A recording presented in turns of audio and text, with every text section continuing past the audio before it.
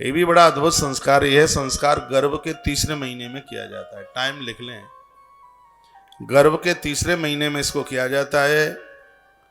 जे स्त्री के गर्भ में सभी देवताओं,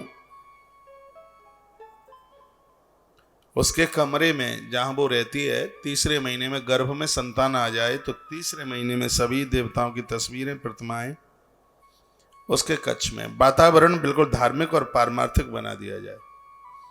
तीसरे महीने से लेकर जब तक बच्चे का जन्म नहीं हो जाता है तब तक घर में कलह ना हो, झगड़ा ना हो, लड़ाइयाँ ना हो, नहीं तो असर होने वाली औलाद के ऊपर हो जाएगा। पति और पत्नी आपस में लड़े नहीं। पूरा कच्छ वातावरण। सबसे बड़ी बात स्त्री के भोजन का, इसमें बहुत महत्व दिया जाता है। तीसरे महीने से लेकर के जब तक बच्चा जन्म नहीं ले लेता है तब तक नारी के भोजन के ऊपर बड़ा ध्यान दिया जाता है। पुंसवन संस्कार है। पति पत्नी चावल की कटोरी में चावल रखें और गर्भ स्तुति का पाठ करें। श्रीमद् भागवत जी के 10वें स्कंद के अध्याय नंबर 2 के श्लोक नंबर 26 से गर्भ स्तुति आरंभ होती है। किताब अलग भी मिल जाती है, लिखने लायक बात है, उसको नहीं लिख पाओगे आप। गर्भ स्तुति का पाठ किया जाए, चावल रखे जाएं कटोरी में, गर्भ स्तुति का पाठ किया जाए, उन चावलों की खीर बनाकर प्रसाद में ले लें। जो कटोरी में चावल रखे हैं, गर्भ स्तुति का पाठ करके दूध की बढ़िया निपनिया, दूध की, प्योर दूध की खीर बनाई जाए और वह नारी को वह खीर दे दीजिए।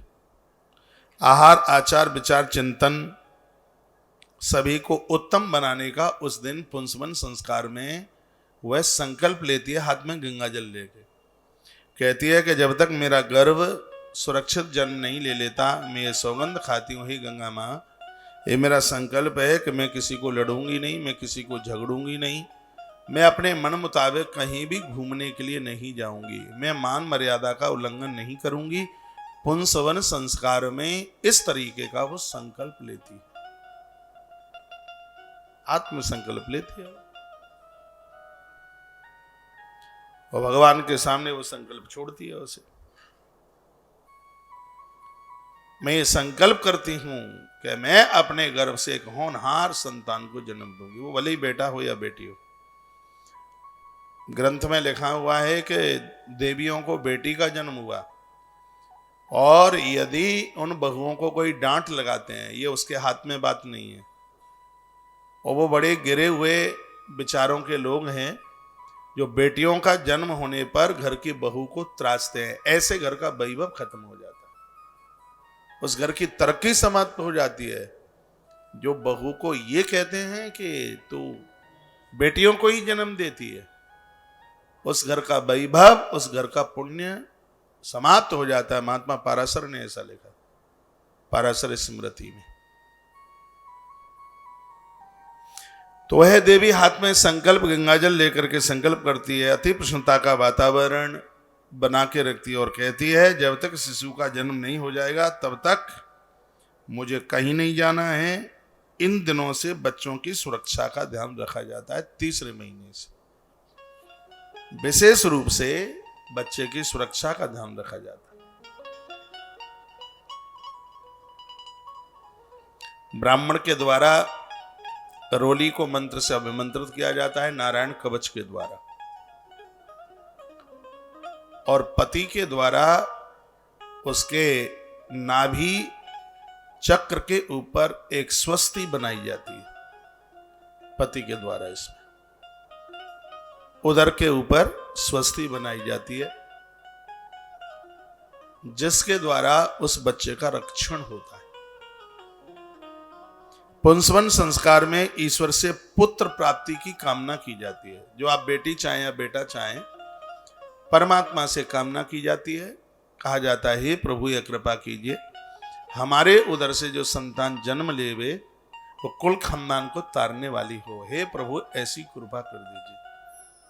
अदिति माता ने भी तो यही प्रार्थना की थी भगवान को, मेरे उदर से जन्म लेने वाली संतान, मेरे पुत्र इंद्र की संपदा गद्दी चली गई है, उस सबको वापस लेने वाला हो, वंश वृद्धि के लिए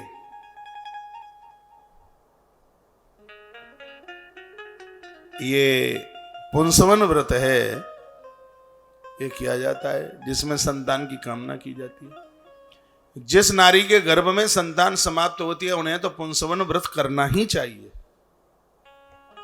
गर्भ में चाहे जान करके संतान को मार देना और चाहे अनजान में समाप्त हो जाए, अपराध तो दोनों ही है। पुंसवन व्रत के द्वारा संतान सुरक्षित रहती है उदर में, इसलिए यह पुंसवन व्रत किया जाता है। इसलिए किया जाता है, बहुतों को तो इसलिए पुंसवन संस्कार कराया जाता है। बहुतों को तो पता भी नहीं होगा कि क्या पुंसवन पुंसवन होता है। ये गर्भ में संतान आने के ठीक तीसरे महीने में होता है।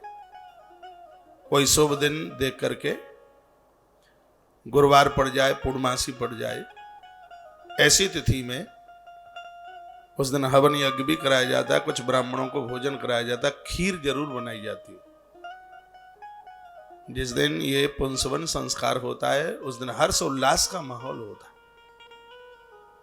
ये देश, ये दुनिया कुछ हमारी बातों को मान ले, स्वीकार कर ले, सत्य तो यही है कि एक बार के लिए इस भरे कलयुग में सतयुग की छवि दिखा देगी।